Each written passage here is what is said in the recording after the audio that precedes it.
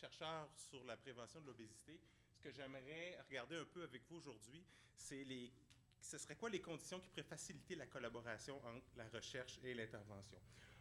Je ne veux pas réinventer la roue. On a parlé de beaucoup d'éléments qui se retrouvent ici, comme la concertation.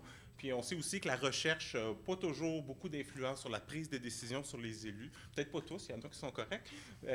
Avec la place de la recherche dans l'intervention souvent très modeste, voire absente. Puis bon, en bout de ligne, on sait que c'est documenté que l'écart entre la recherche et ce qui se passe sur le terrain est assez différent.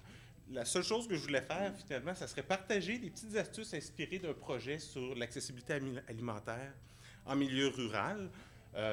Donc, c'est une modeste contribution par rapport à la petite expérience qu'on a faite. Alors, je vous explique de quoi il s'agit.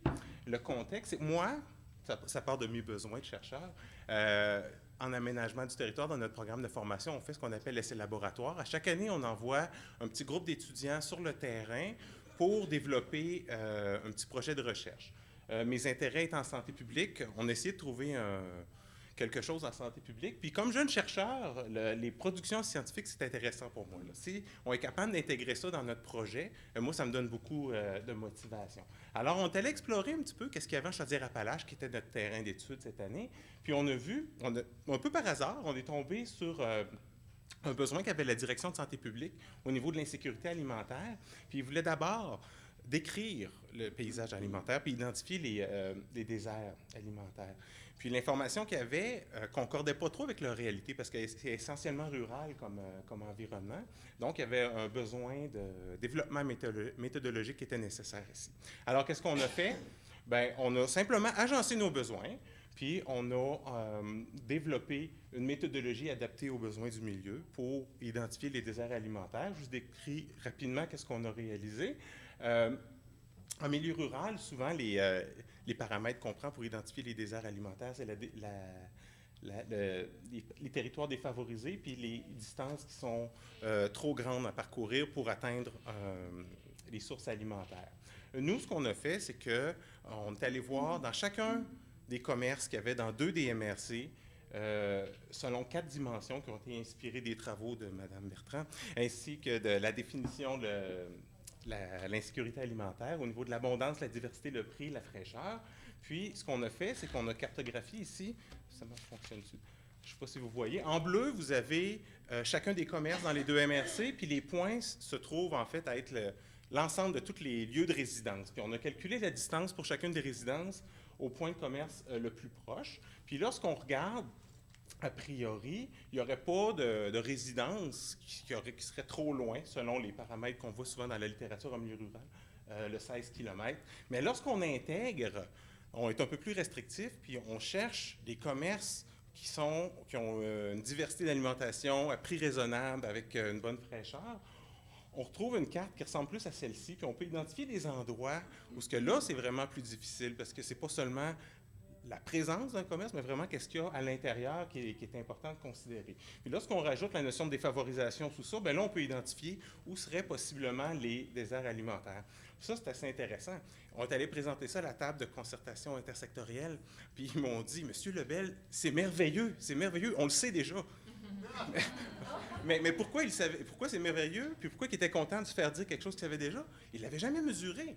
On est arrivé avec des données objectives, c'était des étudiants, ils ont fait un travail, puis ça allait avec leurs connaissances qu'il y avait sur le terrain. Les gens sur le terrain, ils connaissent leur milieu, mais ils n'ont pas toujours la donnée, ils n'ont pas toujours la mesure pour développer leur argument. Donc, c'est une façon qu'on peut prendre, si on veut, pour développer une argumentation lorsqu'on retourne voir les élus puis envoyer l'intervention dans ce sens. Alors, qu'est-ce que ça a donné? Bien, tout le monde est content dans cette histoire-là. C'est vraiment une belle histoire. Moi, on a pu faire un mémoire de maîtrise professionnelle. Il y a un article scientifique qui est en chemin. Il y a un rapport sur l'offre alimentaire à Chaudière-Appalaches. Puis, on a vraiment contribué à développer peut-être une argumentation pour la table de concertation intersectorielle. Et plus, parce que toutes ces réalisations-là, c'est des coproductions, on a trouvé même du financement cette année pour étaler un petit peu plus notre étude, aller dans d'autres commerces, d'autres MRC. Puis, on a développé des liens en quelque sorte. Puis on a d'autres projets avec la direction santé publique, notamment une évaluation d'impact en santé sur le schéma d'aménagement d'une MRC. Alors, en résumé, qu'est-ce qu'on a fait? On est parti de besoins différents. On est allé explorer un petit peu dans le milieu qu'est-ce qu'il y avait, puis avec la concertation, on a pu avoir une productivité, chacun de notre côté.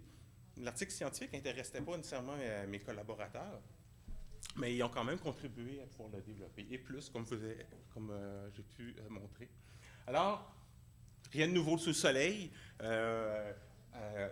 J'apporte rien vraiment de nouveau, je crois. C'est tellement pas nouveau que ça me rappelle un vieux dicton africain qui dit que voyager en groupe, c'est plus long, mais ça permet aussi d'aller plus loin. Ça a l'air encombrant avoir des amis là, pour travailler qui n'ont pas les mêmes intérêts, mais en bout de ligne, ça l'a vraiment... J'ai travaillé avec des étudiants, mais en fait, j'ai fait travailler des étudiants.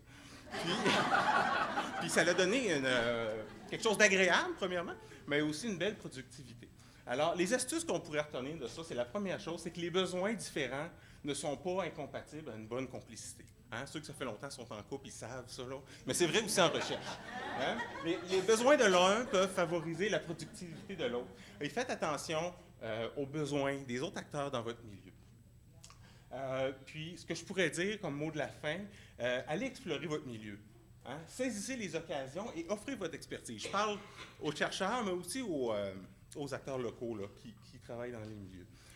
Je crois que d'offrir son expertise comme ça, vous pourriez peut-être avoir une belle surprise, un beau cadeau même pour votre travail.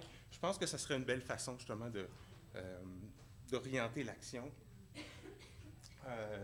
Que la recherche puisse orienter l'action. Alors, voilà.